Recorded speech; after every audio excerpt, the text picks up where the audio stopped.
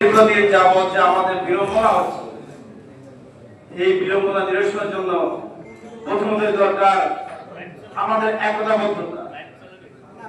আমরা শুধুমাত্র ঢাকার উপর চাপাই দিলে মনে হয় আমাদের এই জটিলতা নিরসন হবে না।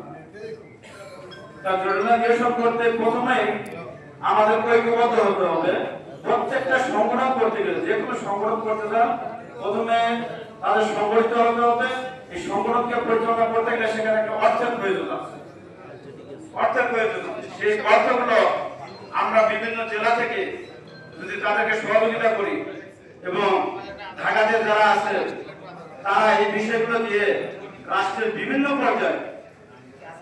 পর্যায়ে যেখানে প্রয়োজন আমাদের স্বাস্থ্য অধিদপ্তর, আইন শৃঙ্খলা বাহিনী, এই সমস্ত সেক্টরগুলোতে যোগাযোগ করার জন্য আমাদেরকে যেতে হবে, কাজ করতে হবে। কাজ করতে যে যেখানে থেকে যাবে সেখানে তারা কেন্দ্র থেকে আমাদেরকে নির্দেশনা দিবে। সেই নির্দেশনা আমরা 64টা জেলায় প্রতিপালন করব।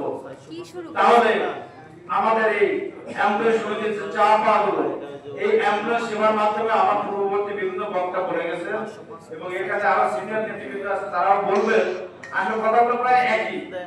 ওই পুলিশের সমস্যা, ওই যে ট্রাফিকের সমস্যা, রাস্তাঘাটে